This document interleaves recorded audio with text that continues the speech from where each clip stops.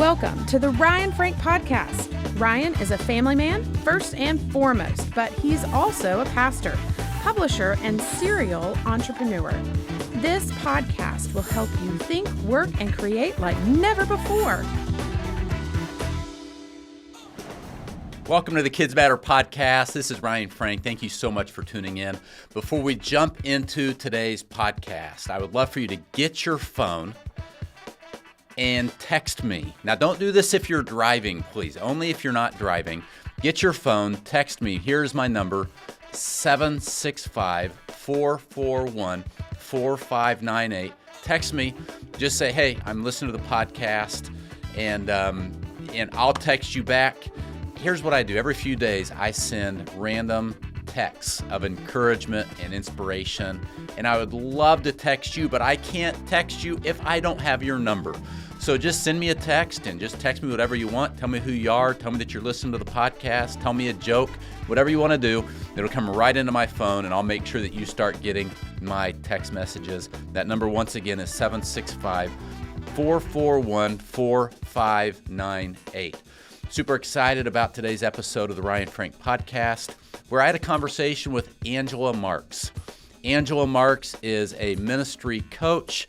She travels the states. If you follow her online, she's always traveling, doing consulting, coaching, children's ministry. She's been on the main stage at the Kids Matter Conference. She'll be back on the main stage at the Kids Matter Conference this year. She is the founder of a nonprofit outreach ministry called With His Hands. She is very, very passionate about everything that she does. Those of you that were with us at the Kids Matter Conference know she is small but mighty. She has so much energy. And today I'm talking to her about how to cultivate a heart of fire. In other words, how do you really stay passionate? How do you keep your energy up? You know, it's been said that time is your greatest asset. But the longer I live, I'm not so sure that time is your greatest asset. I actually think that energy is your greatest asset, because someone with energy can get so much more done in a small amount of time than someone with all the time in the world, right? So what do you do as a ministry leader, a marketplace leader, a husband, a wife, a parent, a grandparent, a community leader, to lead with passion and energy, even in the face of difficulties and obstacles? How do you keep yourself from burning out? We talk about this and so much more in our conversation today. There's so much about the podcast that I found helpful. I was really intrigued when Angela talked about the way that she journals and the way that she plans. That's about halfway through the podcast. You're going to really find that helpful, as I did, I'm sure. So with all that being said, here is Angela Marks on how to cultivate a heart of fire. I hope that you enjoy. Hey friends, it is Ryan, and I'm joined by Angela Marks. How are you, Angela? I'm doing great, Ryan. How are you today? Good. Good. Thanks for joining me on the podcast. So glad that you're here. I love every conversation I have with Angela Marks. You're such an encouraging person and just so passionate about what you do. Thanks. So thank you for taking time out of your schedule today. Glad to be here. Thank you for inviting me. For sure. So, if you're listening to the podcast or watching and you've never met Angela or heard from her, maybe you've not been to our event, Angela, I'd love for you to take a few minutes and just tell us about yourself and even your spiritual journey, your ministry journey. And then I would like to transition and talk about what it is that you do day to day just to encourage kids ministry leaders and parents. But tell us a little bit about Angela Marks. Tell us your journey. Sure. Well, I'm from Fayetteville, North Carolina. Grew up military. So that's how we ended up being here, basically at Fort Bragg, right? Really? And so it's kind of funny because I always, when I introduce myself, I tell my age. And I do that because people can't figure out how old I am. I'm 41 years old. So that is something that people are like, what? Yeah, I just look young. You really do. And it's in person, you're so short and petite, and you've got so much energy That does surprise people when you say you're in your 40s, doesn't it? It does. It Yep. does. Yep. And so I have one son who's named Justin. He's in college. And so another thing, people think I'm either a school teacher or I'm full-time children's ministry. Guess what? I'm a GIS analyst for our current municipality, the city of Fayetteville. And I'm gonna give you the short version of what I do. Now, Angela, real quick, tell us what a Yeah. GIS analyst does. So GIS stands for Geographical Information Systems. And so Okay. we all have GPS systems in our cars and on our cell phones. And so what I do is I actually maintain all the customer service locations for our solid waste department. In other words, I make sure garbage trucks pick up your trash. Isn't that something else? And we use a computerized system to track and keep up with that. Okay. So Have you done that that's for a what long time? I have, Ryan. I've been doing it since 2006. Wow. So yeah. Well, you must be doing a good job. Yes. So that's kind of what you do that Monday through Friday? Is it part-time? Do you do it every day when you're Monday through Friday, 6:30 a.m. to 4:30 p.m. Oh my word. Okay. That's a full day. A full day. Full day. Yeah. Mm-hmm. Okay, so I interrupted. Oh, you're good. Yeah, I'll let you pick back up. So that is my professional career. And then, of course, I am a children's ministry leader. I consult for multiple churches as well as do training and workshops and speak as well. And then I teach and preach at different churches, from children's conferences to children's churches and even Sunday schools. People call me in to do that. And so that's what I love to do. But my journey to get there. So I've been saved since the age of 9 years old. Okay. I accepted Jesus when I was 9. Yep. And I went off to college at North Carolina A&T in Greensboro, North Carolina. Mm-hmm. Came home and my parents got stationed in Hawaii. I was in graduate school and my grandmother dislocated her shoulder and she needed someone to take her to church. So I started taking her to her local church. She grew up Methodist. Okay. And so I would go to the Methodist church and I noticed that they didn't have many kids. I was kind of concerned, right? And so after going to one of their conferences and walking the halls and seeing their children's ministry, God put a burning desire in my heart, right? And so when I got back to the church, I was like, I want to open up a children's church. Yes. That began my journey. From there, I picked up a puppet to teach Bible verses and then started a puppet ministry, right? And I did that for a very long time and I occasionally still do it. And from there, I ended up going out into the community in the local neighborhoods and setting up children's church in the neighborhoods and teaching them until they wanted to actually come to the church. And so we made that happen and we established an outreach ministry in the church on Wednesday nights, which grew from 5 kids to about 75 a week. Wow. And so we started doing that. And then through that, I met Kim and Charlie, who reached out to me via Facebook and trained me doing some outreach. And then from there, here I am. God has just been opening doors and connected me with amazing people like Ricardo Miller and Esther Moreno. I even connected with Becky Fisher at one time and just a lot of the different leaders that I've met over the years. So it's been an amazing journey. And I know God isn't done yet. No, he's not done. You're exactly right. I think your story is just beginning, which is great. Yes. I believe you and I, thanks for sharing your story. I think we connected through Esther Moreno. Esther said you've got to meet Angela. And I feel like maybe the first time we got connected, we did a webinar, I feel like, but I'm not 100% sure. A while back. And of course, we're on the main stage at the Kids Matter conference this past year, and we've invited you back this year. And we're so excited that you're going to be there. Angela, as you travel and visit churches and, God gives you opportunities to help children's workers. I mean, do you find that there's a few problems that every children's ministry leader faces? I mean, are there recurring themes that always surface? And if so, I think so. What are 1 or 2 that maybe come to mind that you hear a lot? One of the things is that uncertainty. In many of the places I travel, and uncertainty. Is there a right and a wrong way to do children's ministry? Uh-huh. And I think they're looking for this one size fit all model, and there isn't one.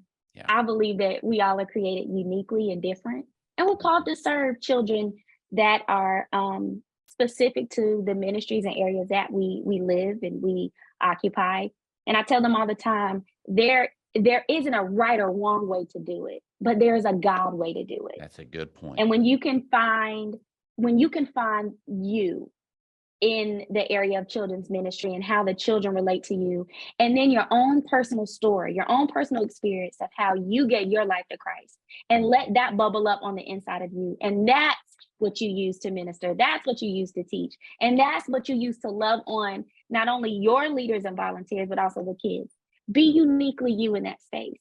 And Yes. so I encounter that a lot when I'm going to new places that are just trying to, on board this children's ministry thing that seems so overwhelming, but yet God has called us to, and we watch Jesus do it.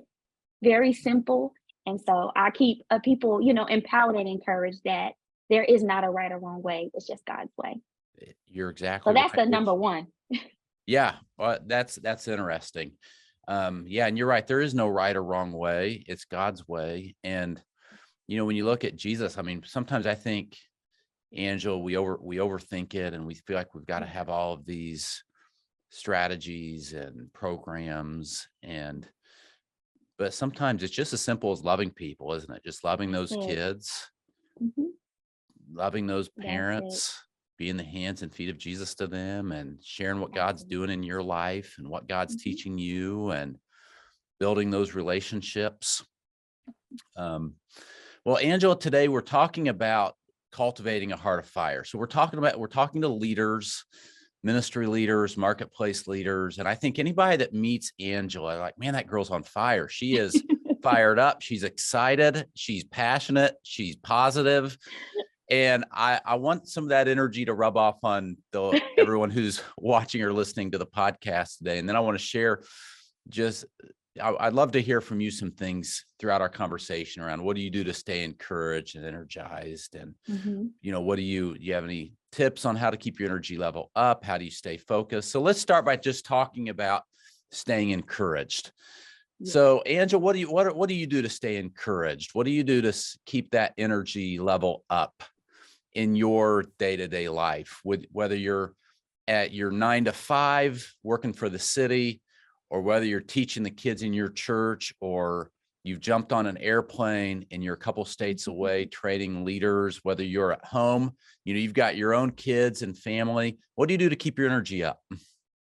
So Ryan, I'm an extrovert. I'm a people person, right? Okay. Yep. And so one of the things that keep me encouraged is being around people that are different. Learning from them, interacting from them, gaining knowledge from them. And so that's one of the things that keep me encouraged. Like even at my job, I'm dealing with guys that drive garbage trucks, but it's so interesting to hear their unique stories of how they even got to that place, and just interacting with people. But I'm gonna tell you one of the main things when it comes to finding a group of people that I love and enjoy. I feed off the energy of elders. So I grew up in a church, the church that I served in children's ministry. The average age was 70 years old, right? And so when you talk about intergenerational ministry, one of the challenges I had was to learn how to merge a church of 70 plus with children of 5 to 12. And it was through that process that I gained so much encouragement and energy, because as much as I taught the kids, 90-year-olds were locked in to the teaching, to the training, to the events. And what it did was, the more and more I began to do children's ministry, these older elders would come and want to participate and be a part. And it was through that, hearing them say, I love this, I enjoy this, you're doing a great job, keep going. That gave me encouragement and energy. And then to see them, this particular one lady asked, because she joined the children's ministry at 90. And I was like, sure. And I found out that she used to run a prayer ministry years ago. Yes. And so when she came into the children's ministry, I made her the person over prayer, and she would lead the children in intercession. And she had so much spunk. She never missed a day, Ryan, ever. Man, Every Wednesday night, she was there. She was And there. so I love that. she was there, never missed a night for the whole 3 years that we were serving in that ministry. And so that's where I began to draw my fire from. If she can be on fire at 90, I'm sure Angela can be on fire, 35 Yes. and plus, right? Yes. So Well, that's so good. Just to interject here real quick, 'cause I think sometimes we all by nature, we want to hang around people that are like us, that are our age, that do the kind of stuff we do, that maybe are in the same phase of life that we are in. But you're saying that you find energy from being around people that are even different than you, whether it's a 90-year-old or a senior citizen in your church, or the kids, or people that are in a different point of life, that can bring you energy. and it's different because, like you said, some people look for people that are like them, that share common interests and stuff. Uh-huh. I do the opposite. I Yeah. find people that aren't like me, and then I find what gives them energy and what gets them excited.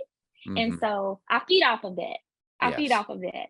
And so I Yes. guess that's why I stay so spunky. Now, do you think that that's just, do you think introverts can learn from this too, or is this more for just people like you that are more outgoing and people oriented, extroverted, or do you think we can all learn from this? I think we all can, because think about it. You have people that are introverts, but then you have, even as an introvert, everybody's not the same introvert. And then sometimes I've noticed people that call themselves introverts, they're not 100% introverted.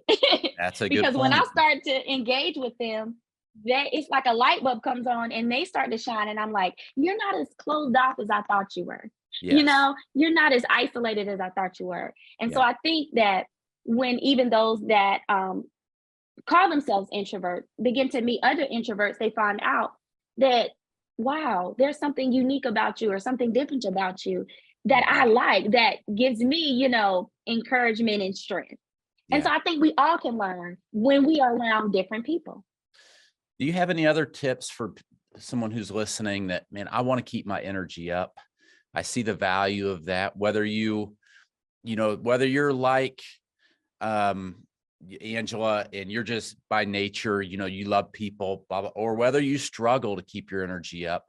Any other tips come to mind, Angela? So don't be afraid to be around people that are different than you. Any other thoughts come to mind on some tips to keep that energy up where it needs to be?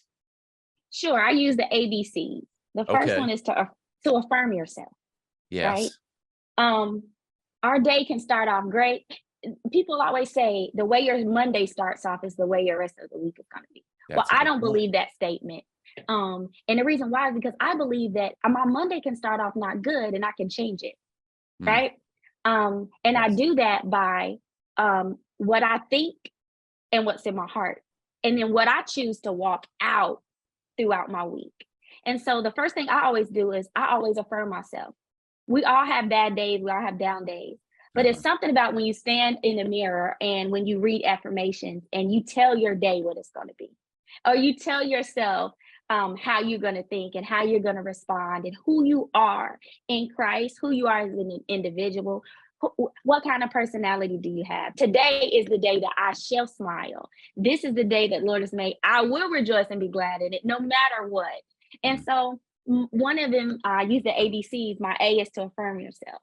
My mm, second one is to B. I think you need to learn how to balance your life.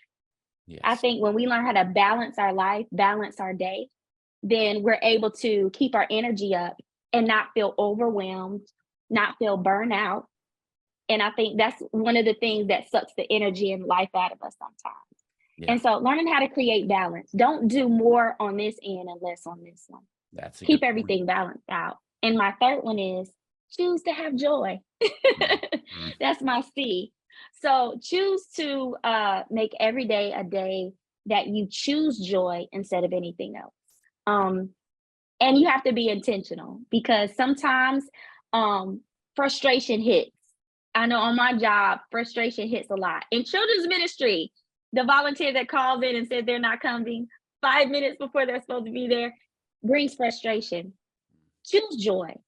choose to say, you know what? I'm going to have joy today despite whatever happens, because joy is a choice.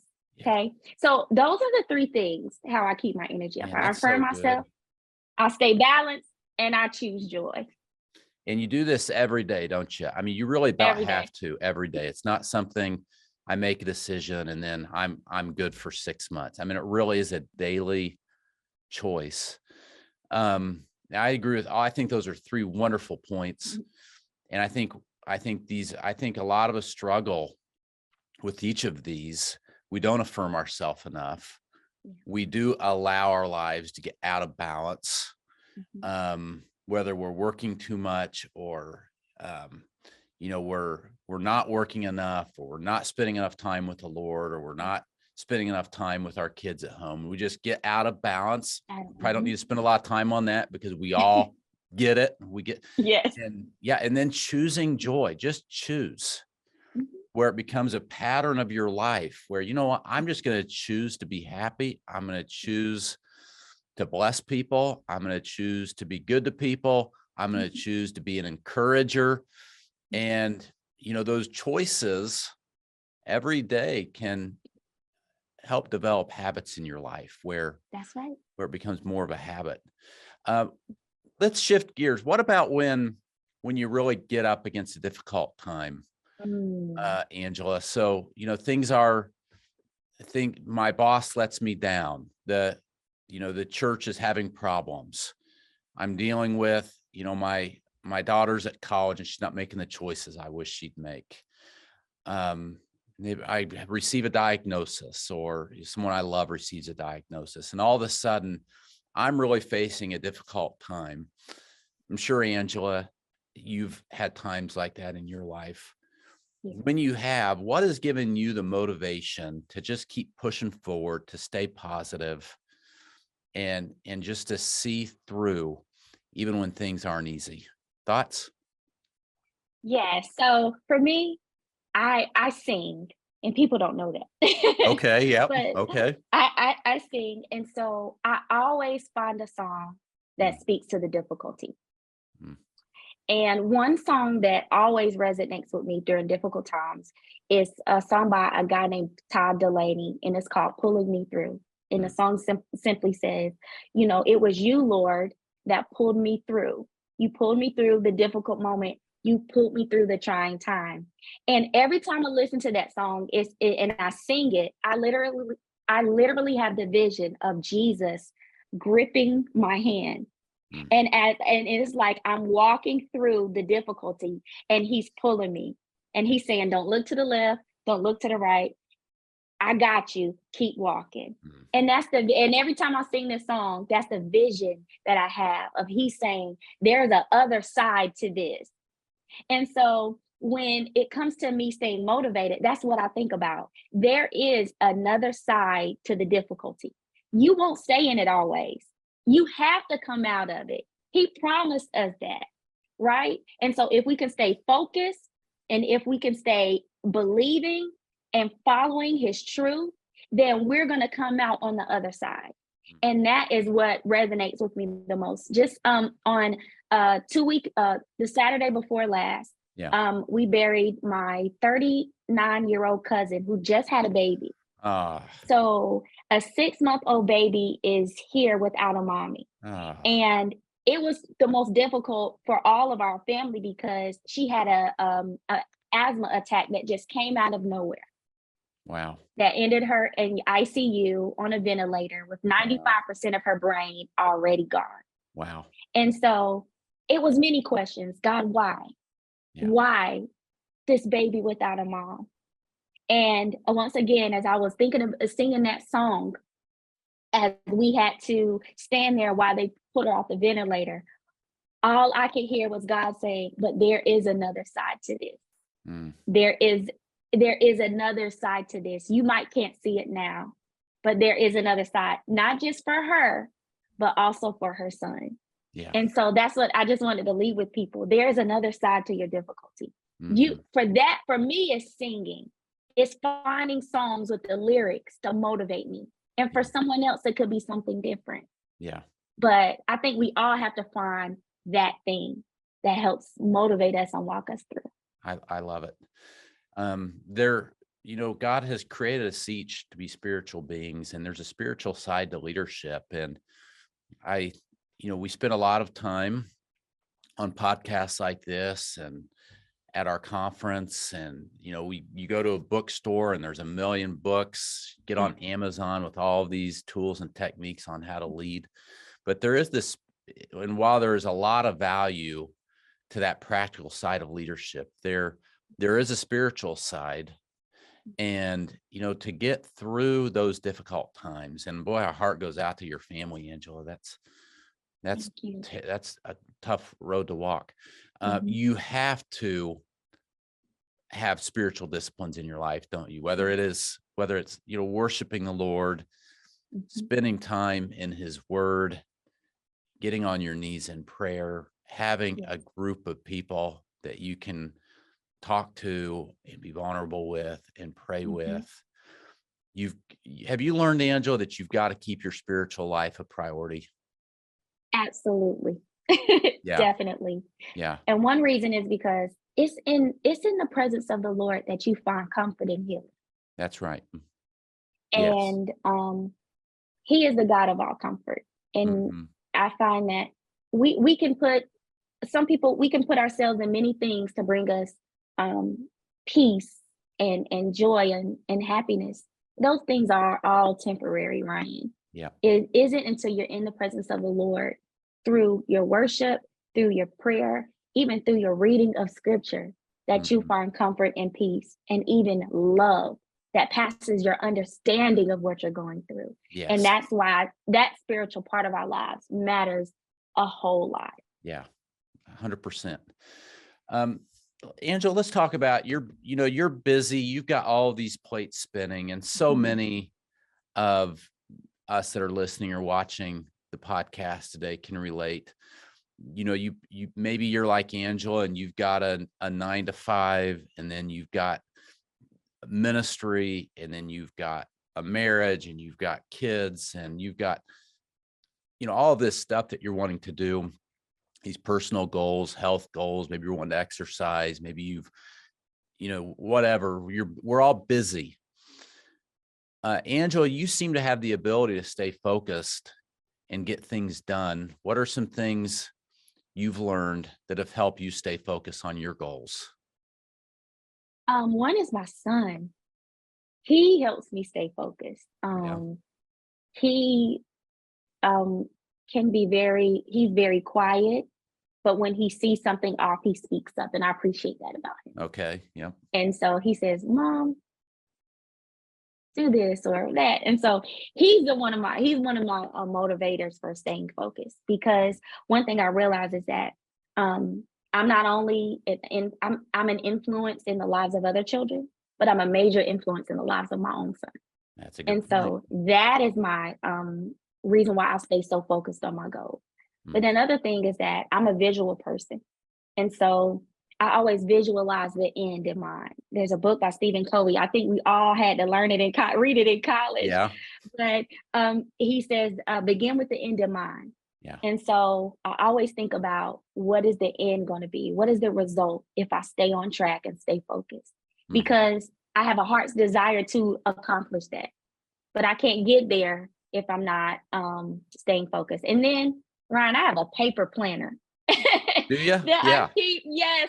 So a friend of mine was like, "Angela, you really need to go digital." No, paper planner works for me because I can doodle in it. I can make connections, and it really gives me a visual of how to stay on task. And when I fall off, literally, I will draw a man falling off a mountain. Because that kind of stuff keeps me focused, because I'm visual. Yeah. And then oftentimes I will turn on the record button on my cell phone and I'll talk to myself. Well, yeah. And I'll record myself. And it's like, "Hey, Angela, listen, you were supposed to complete this task today and you failed, you didn't make it. But that doesn't mean you stop. Get back, get up, get back going, and keep moving forward." So I audio journal, and also I doodle journal, and I write. Boy, that's so good. So let's talk about these audio journals for a minute. Unpack that. Are they voice memos on your phone? Yes.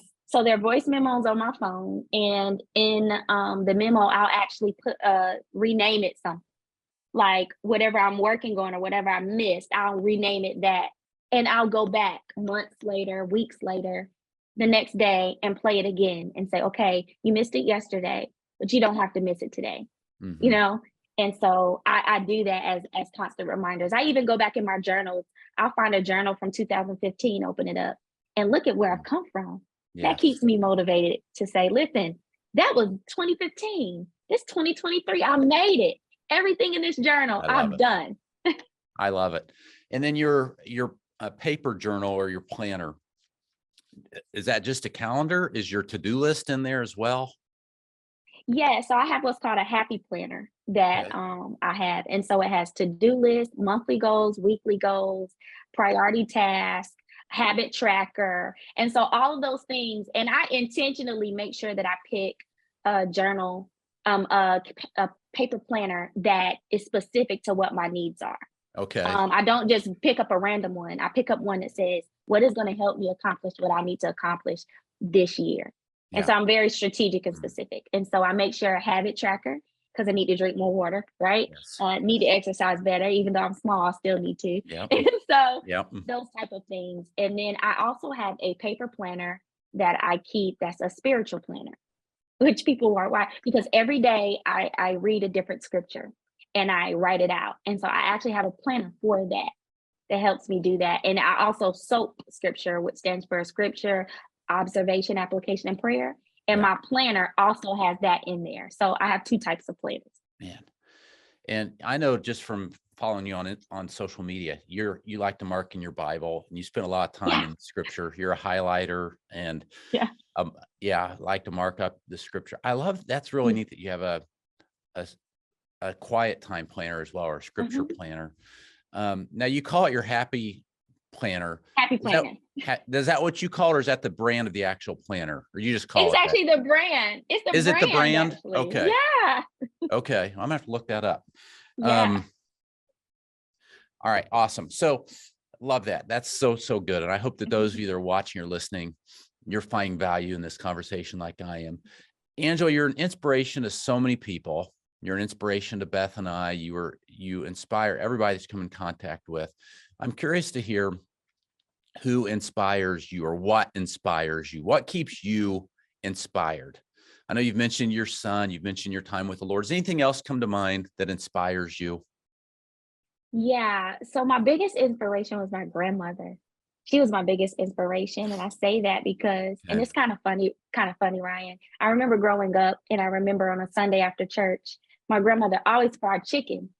Well, I remember the box the chicken used to come in, and I remember how many chickens came in the box. Yep. But it seemed like we had more people than more chicken.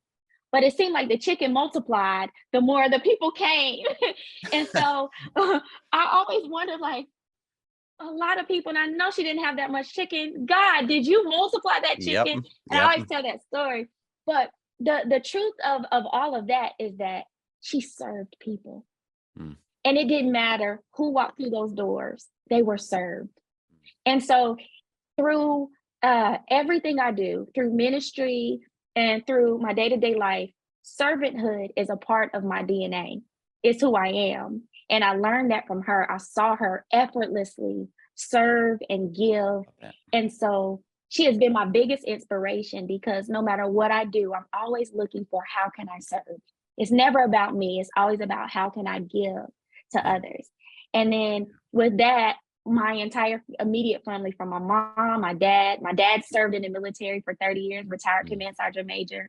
My mother was a school secretary, served kids. And now I watch both of my parents right now co-run a food bank. Ooh. And every day I'm watching them serve people in the community and meet the needs. And so my family is just a big inspiration of knowing how to serve and love on people and meet their needs on a daily basis. That's so neat. Do you have any, I'm curious, do you have any family that is in like vocational ministry, as far as like pastor at church, preacher, any kind of family members like that? Yeah, so I have an aunt that's a pastor, and then Okay. actually the church I attend, my cousin is the pastor of the church. And How so neat. yeah, it's really awesome, awesome. And so it's actually one church in two locations. So their main campus is in Charlotte, North Carolina, and the Okay. Lord led them to Fayetteville, back to their hometown, to Yes. relaunch a second campus. And so yeah. Okay. All right. Um, Angela, let's shift gears a little bit and talk about something that we all can struggle with in ministry, and that is when you feel like you're burning out. So if you're in ministry very long, especially if you're leading people, a lot of you are children's ministry leaders. You have volunteers come to you and say, I'm burnt out, I need a break. This is something that we can even deal with ourselves as leaders, whether you're a ministry leader or a marketplace leader. And that is burnout. Now, I've never met anybody, Angela, that starts intending on burning out. Like, I can't wait until I burn out, or I'm working toward a burnout. Yet it can happen. Thoughts on what you should do, because this almost seems like to be the opposite of keeping your heart on fire, staying Yeah. passionate, staying energy, is I'm burnt out and I'm done. Why do you think people burn out, and what can we do to make sure we don't burn out? Sometimes a few reasons we burn out. Sometimes we burn out because we sometimes carry the load of being the only one. I know for Yes. years, I was the only leader in children's ministry. I had a few people that would volunteer, but they were only volunteering for certain things. I'll do Yes. check-in, that's it. And so Yeah. sometimes we become the one that does everything, It's a good and it point. leads to major burnout. Yeah. And we got to know that there are some people that would love to help us. What I had to do, Ryan, is Mhm. when I got to the point of being burnt out, being the only one in children's ministry, I went outside of the church and I connected with people in the community that were like, yes, we would. And so I found, so with that, they came in and were like, we just want to be of a help. And I was able to Man. allow them to help me in areas where I could take some of that heaviness off of me and delegate it to them. And it wasn't things that where they dealt with the kids, but it was like in the outreach program, could you go pick up the food? Yes. Stuff like You that. know, Yeah. stuff like that. Cause like, could you come in and make sure this is taken care of? And that helped me a Mhm. lot, being able to delegate tasks. I think let's pause there for a second to interrupt, because boy, I think that is so good. So many leaders,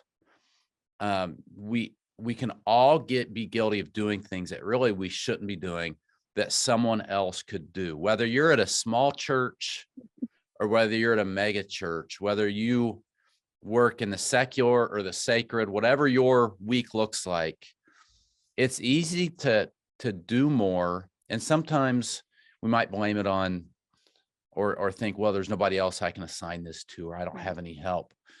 So I'll be the one, like you just said, that runs and picks up the food, and I'll be Mhm. the one that makes the Costco run and runs the copies on the photocopier.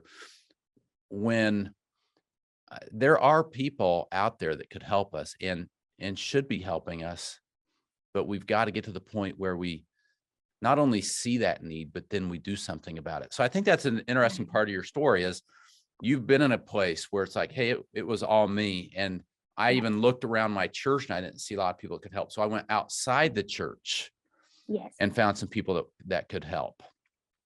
And Exactly. I love that. Um, yeah, boy, that is just so good and practical.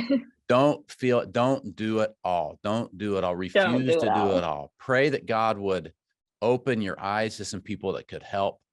Get out of your comfort zone and start Mhm. asking. Because you're right, Angela, you might have a difficult time finding someone else to get up in front of those kids and teach, but I promise there's somebody in the church besides Yes. you that would come in during the week and run copies or get the supplies ready, or make the Walmart run to get what you need for Sunday. Mhm. Um, yeah. All right. I interrupted you because Yes. that's so good and so practical. Any other thoughts on why we burn out? So because we do things alone, right? We do things alone, and then Mhm. sometimes we're doing so much that we don't take time to provide ourselves with self care. right? Yes. When was the last time you've taken a day for yourself? Mm-hmm. A day that you just, did something fun, a day where you, just went to the spa. For the first time, I went to a salt cave therapy. You know, What'd you think less about it? salty, less salty, but Yep. it was a cool experience, you know. But Mm-hmm. just doing something where you care for yourself. Take yourself to when is the last time a children's ministry leader just went to a movie alone? That's a good Grabbed your point. big bucket of popcorn, your drink, and you're just in there in the middle of the day taking a self-care day. And Yeah. I think we deserve that. We deserve those days where we You can do. treat ourselves. Yeah. You do. And then celebrate your wins. A lot of times we get burned out because we don't celebrate us. Listen, sometimes you're going to have days in children's ministry. You go to children's church and it's like, what happened? Did they all have candy this morning? Right? Yep. Like, you were prepared, but just something happened. Mm-hmm. But, when you have those days where ministry was great today, you need to go celebrate that. Celebrate it. Celebrate it. You need to go celebrate that. And so those are some things. And then spending time with those you love. I learned that when I get burnt out, I go to my mom and dad's house and just sit on the couch and flip the channel while they're in there. It's something about being in the presence of people that you love that kind of make things settle. My sister, she actually is assistant DA in our county. Okay. And we the city department office where I am and the county is not far from each other. And so we go on lunch dates all the time to a favorite vegan restaurant downtown. Neat. And so just spending time with people you love and then learning how to do what you love. Yeah. Whatever that is. I'm a Bible journaler. I'm a crafter. Yes. And so I always take strolls through Michael's and look to see what's the latest sale on paper. Like I need any more, I don't. But yes. So those type of things. Man, so good. If you've got to do that, Angela, you're right. And if you don't, at the end of the day, I've said it a million times, but if you don't take care of yourself, no one else will. And, it's not your pastor's job to take care of you. It's not your spouse's job to take care of you, your kid's job, your boss's job, your coworker's job, your assistant's job. It's your job. And you've got to make sure, you're right, that you're not too hard on yourself, that you're celebrating those wins, that you are slowing down a little bit, hang around people that you love. And I love what you said there. And that is spending some time just to do the things that you enjoy. I think a lot of times when we find ourselves burning out, Angela, I had a long time ago at a conference, I was sitting in a session and the workshop presenter said that if you feel like you are burning out, or if you have a volunteer come to you that says, I'm burning out, really what they're saying is that there's a need in their life that's not being met. If you feel like you're burning out, the truth is you may feel like, well, I'm burning out. I've been doing this all these years. These kids are wearing me down, or my pastor's too difficult. It's really probably not the kids or the pastor. There's some need in your life. And that need may be a spiritual need. It may be that you're working too hard, maybe that you're not taking any time for yourself to enjoy those habits, but there's some kind of a need that's not being met. And boy, the sooner you can identify that and be proactive, right? And take some of that preventative medicine and do what Angela said to do. It's going to help you avoid burning out, which I don't want for you. Angela doesn't want that for you. You don't want it for you. So be proactive. Angela, I want to share one thing. I want to share one more thing about that. Please do. Something just touched my heart. And it may be someone out there that may be dealing with a health issue. And I just want to share a moment of this. I was doing so much that I began to stress. And stress triggered thyroid issues for me. And when I went to the doctor, I found out that I had hypothyroidism and I had to be put on medication because I was doing too much. And it was because I was burnt out, and the burnout put me in a place of stress. And it was a few years ago. And it took me through a process. And I know there are many leaders out there that are having health problems and dealing with health conditions. Good point. And if you are one of those, You want to make sure that you don't allow yourself to be stressed or burned out, because that does not help with your health. And we know that God is a healer, but he wants you to work alongside him in your process of healing and restoration. And so I just want to bring that up, Ryan, because I know that people do have health issues and they're still serving, but they have to be mindful that you can't overserve. Yes. Okay. Because guess what's needed for you to serve? Your body. Yeah. Your mind. That's true. Yeah. Exactly. And so I just wanted to drop that in there. I love that. And thank you for doing that. Angela, this has been such a great practical conversation. I always like to end the podcast with 2 questions. One, I'd love to hear from you. What's your favorite Bible story and why? Now, I know you love the Bible and you're in the Bible every day. What do you think, at least for right now, and maybe it changes with times, but right now, what's your favorite Bible story? So my favorite Bible story actually comes from a sermon that one of my former pastors preached years ago. Mm-hmm. And the title of the sermon was "A Man That God Could Use." And it's the story of Joseph. Mm. And the reason why, to this day, I think I have memorized his sermon from beginning to end. Yeah. Because I resonate so much from, as a little girl, going through an experience, being in a pit, and God, walking me through a journey because I was a little girl that would dream. And that particular story has always just, resonated within me.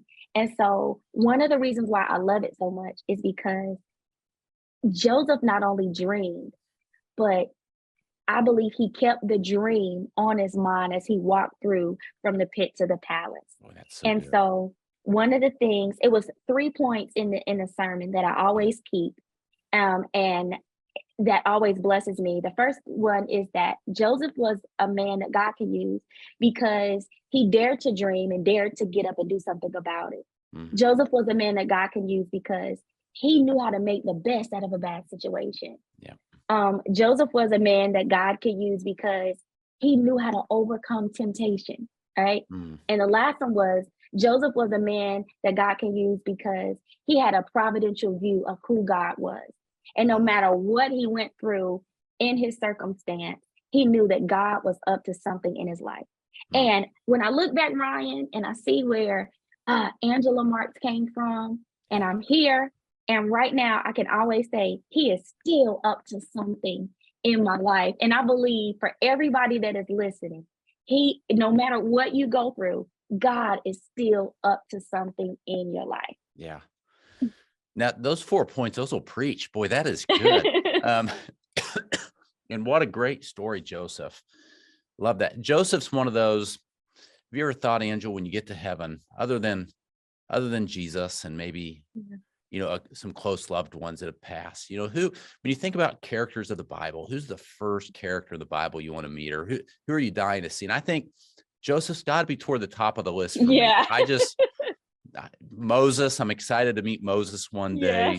Joseph, Timothy, Queen Esther. I mean, isn't it going to be amazing to act? Yeah. And then, we get, this is a little bit of a rabbit trail, but we get, a glimpse of these Bible stories and what happened. But boy, one day in heaven to get the full story. The full story. And learn about stuff that Joseph went through that we just didn't get recorded. Daniel and all these, it's going to be an amazing time.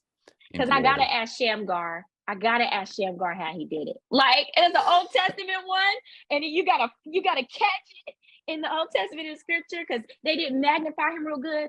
But I'm like, how did you kill him, man? I want to know. I know, right? Seriously. Yeah. All right. Yeah. I want to ask the Lord someday, remember when the woman was caught in adultery and all the leaders in the town were ready to stone her, and he started writing in the sand. Yeah. What did you write in the sand? That's another way. We'll find out one day. All right. Angela, let's wrap up with this question. I always love to ask, what's something big that you're working on right now? What's something big Angela's working on right now? So Angela launched a nonprofit organization in like the middle of 2022 called With Yeah. His Hands Outreach. And so that is my big thing. My mission and desire was to be able to minister to the needs of the children and their families in the community. And not just spiritual needs, but to be able to help them with educational, physical, and financial needs as well. Learning how to teach children how to budget, learning how to teach them how to understand what it means to, have taxes. These are the things that you really don't, see done, especially with children that are more underprivileged and that don't Yes. have certain opportunities where there is a mom and a dad that's there to teach those things. So I love that that. has been my heart's desire to start a community organization to be able to meet the needs and as well as being able to provide children's ministry to them, ministry to their families, Bible study as well. And then Yeah. looking for times of events and fellowship and stuff like that. And then also partnering with a local organization that's going to help us feed families and do those type of things. So I'm excited. I'm looking forward. So last year, the launch date of my outreach ministry, I actually launched with B-Shock. Oh, wow.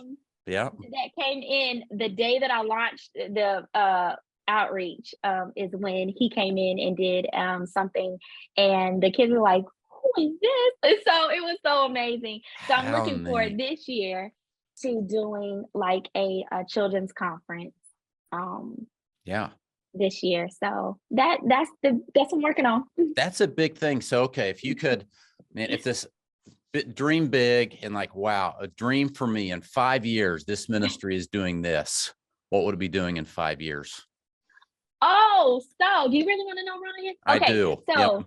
this is extremely big. So in Yep. 5 years, I don't know if you ever heard of a place called Kidzania. Kidzania is like this super duper kids museum, but it's like a kid city that's in Texas. And when you walk Okay. through it, literally you enter into Kid City. Well, my big vision is to have our outreach ministry have a facility where when kids come in, there is every possible type of business or entity within a city, and they will be able to go to these different spaces. You'll be able to go to a Starbucks or go to the bank or Love go it. to the hospital, and they're like each of these different spaces are like, it looks real, but what you'll get in there is practical.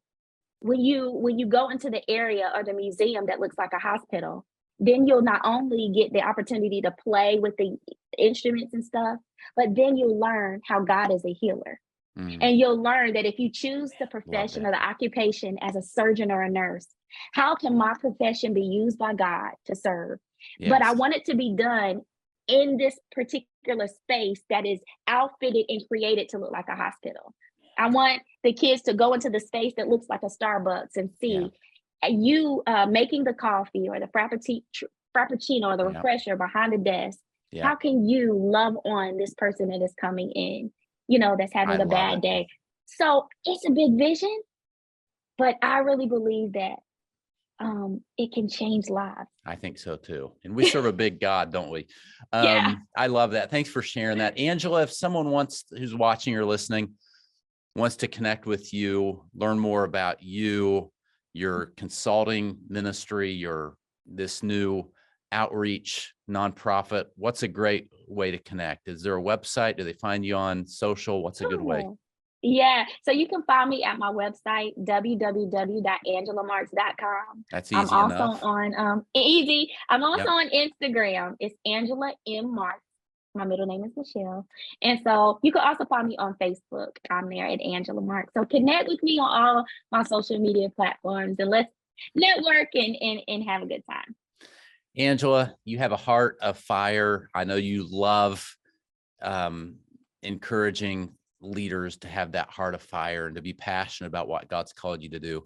Thanks so much for sharing with our podcast today. You're welcome. Thank you, Ryan. This episode of the Ryan Frank Podcast has ended, but be sure to subscribe for more conversations to help you stay on the leading edge. And if you like what you've heard, please rate this podcast with 5 stars. Thanks so much, and we will talk to you next time.